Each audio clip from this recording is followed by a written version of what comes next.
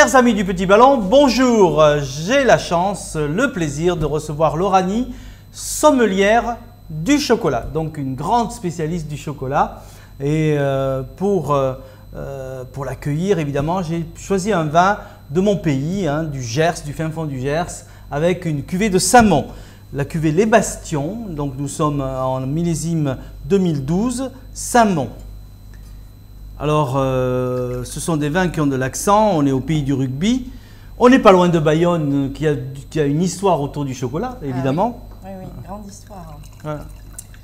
Une plateforme historique du chocolat. Voilà.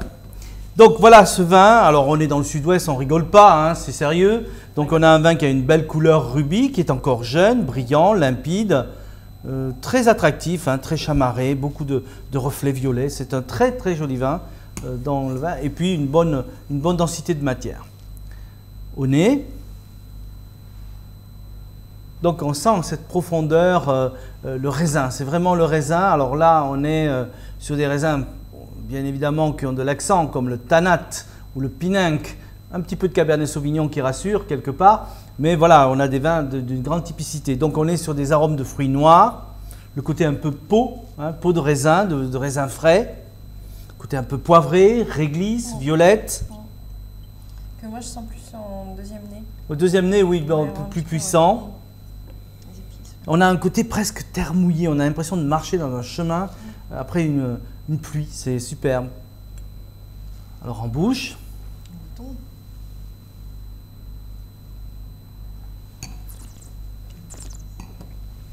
Attaque souple, velouté. Donc c'est vraiment le Gascon.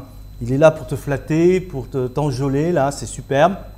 Et puis après, tu as un petit coup de cravache derrière, avec ses notes un petit peu réglissées, poivrées, beaucoup de caractère, bonne longueur.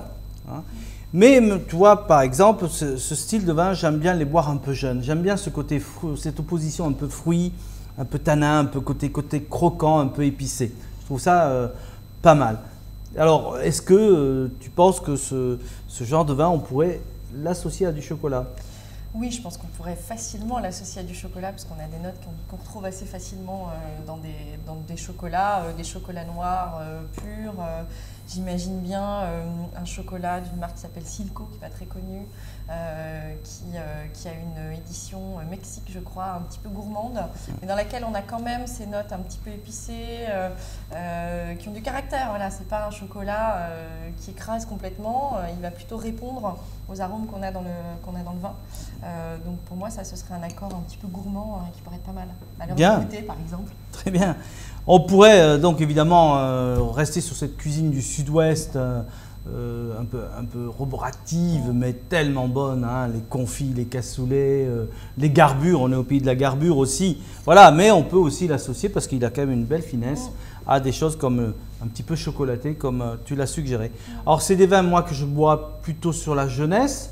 Mais je pense qu'il y a encore du potentiel. Oui, j'allais te demander justement si on pouvait attendre un peu et comment il allait se développer. Alors 5-6 ans, moi je reproche toujours aux gens de garder trop longtemps leur vin, mais 5-6 ans sans aucun problème.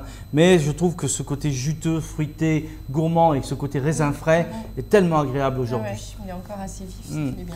Donc cuvée Les Bastions, c'est la cave de Plémont, une des meilleures caves de France, il faut le dire, qui travaille ce vin, qui est à base de Tanat, de Pinanque et de Cabernet Sauvignon, sur une appellation Saint-Mond, dans mon Gers tant aimé. Voilà. Bravo. Bonne dégustation.